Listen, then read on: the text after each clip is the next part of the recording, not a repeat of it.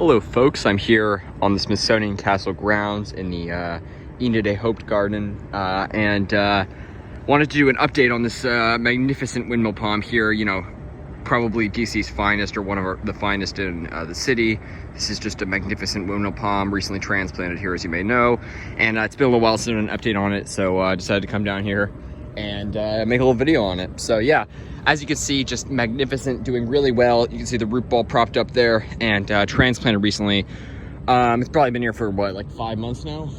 Actually more, maybe 6 actually. But you can see it's done well. They have this supporting cable here, smart to, you know, keep it in place, and root ball nice and intact there.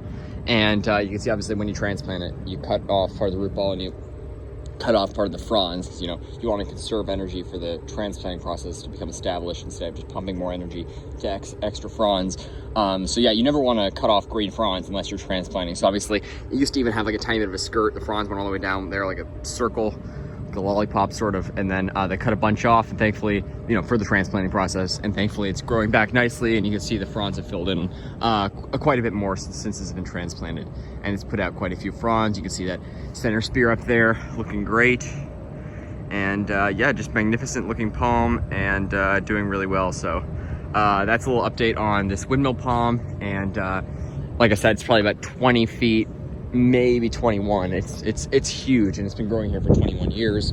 Planted in 2000 at the Air and Space Museum, lived there for 20 years, and then earlier this year, or yeah, sometime around early spring, it was transplanted over here. So like 21 years at the Air and Space Museum, and it's been here for a number of months now, and as you can see, it's doing really well, and it fits right in, and it looks great, and I'm just hoping it becomes well established and we have a nice mild winter to get it through. And yeah, everything's doing well. The other palms look great along the National Mall. I wonder if they're going to move the other palms to the Air and Space Museum. I don't know, but yeah, let's go over here to the Smithsonian Museum of African Art, and right in front of there they have 2 nice needle palms, and you can see these annual Majesty palms shoved in here, these pots. That's a very common potted palm you'll see all over. But yeah, they've got lots of annual tropical palms outside, tons everywhere, and some sago palms and other annual palms, and including this. Look at this tree fern, isn't that insane? When I first saw that, I was on a heart attack. I thought it was planted. I wish they'd plant it and just maybe wrap it or something, but no, they potted it. Anyways, yeah, so these needle palms growing here in the shade as they like. This is basically an ideal spot for them. This is a smaller one growing here next to the Museum of African Art. And yeah, they're doing really well. Beautiful, got lots of suckers on there, and very healthy specimen there. And then this is the bigger one over here. You can see probably planted around the same time, but this one is a little more sun, so probably done a little well, grown a little more, but they do like shade a lot. They're very shade dependent and shade tolerant palms. And this is kind of an ideal climate, very humid and hot as they like, and they can certainly tolerate our winters here, no problem. So beautiful needle palm. And yeah, really pleased to see how they've done. And everything's doing well. Yeah, all the palms are doing well here. You know, obviously it's the middle of summer, so it'd be strange if they weren't, but you know, it's always good to see and keep our eye on them and just see what because they move them around, as you've seen sometimes, and but no, everything's doing well, and I'm pleased to see that the Smithsonian plants so many palms. This is their headquarters. Like I said, this is called the Smithsonian Castle, and it's the headquarters. And this is called the Haupt Garden, H-A-U-P-T, named after someone. I don't know who Enid A was, but yeah, it's a beautiful garden with lots of exotic plants in it. There used to be huge eucalyptus. I think it was a gunnii here, probably like 25, 30 feet, and sadly perished. It was just to the right of that little structure, I think. It was huge, and sadly either they moved it or cut it down or just died. I don't know. I'm guessing it died, but kind of sad. Just wanted to come down here and show you guys this massive Yucca rostrata. This thing's huge. And again, you know, many people will assume like they'll assume all palms are tropical plants, and they'll call all yucca desert plants, although many of them are native to the subtropical southeast. So certainly not all yucca are desert plants, but this is a true desert species. You you know, this is from the actual desert. So it's one of the, I don't know about few, but it's one of the few desert species you'll see that are common around here. And it is a true desert plant, Yucca rostrata. You can see the sign fell off here. Here, let's see this.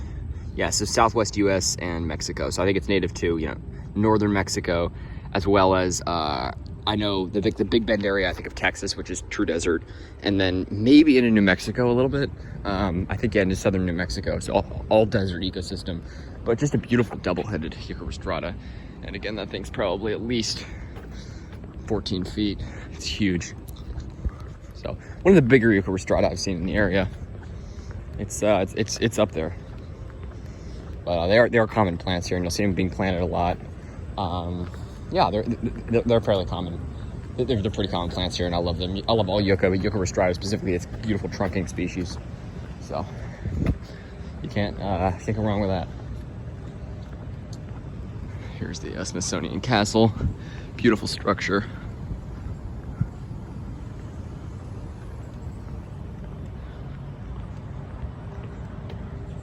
Another Yucca rostrata in there. They've got lots planted up against the building and lots more over on that side. Southern magnolia, young one there. Huge southern magnolia there. Beautiful. But yeah, everything looks great. And this palm is doing well. And this is, I think, you know, probably my favorite palm in the DC area. Or definitely one of them. I don't know. There's lots of cool palms here. But this is just incredible. And probably the biggest windmill palm in the area. You know, others have died. This one's just thrived, so I'm really pleased to see that, and I hope that thriving continues. I hope it continues to prosper as it has in the past, and it's just a gorgeous specimen and absolutely massive with a nice beefy trunk. You can see as will happen as they get older, this trunk is actually skinnier at the base than it is at the top. It gets thicker as it goes up, and I just love it. Magnificent. I can't wait till it gets a little skirt on that, if they permit it, and until it sort of grows its fronds out more. But it looks fantastic, and I just wanted to share that with you guys. So that's an update on the windmill palm and needle palm here in the Haupt Garden, right beside the Smithsonian Castle. So thanks for watching, folks. Stay tuned for more videos. This is here on the south side of the National Mall in Washington, DC. Thanks for watching. Stay tuned for more videos, and have a good one, folks. Take care.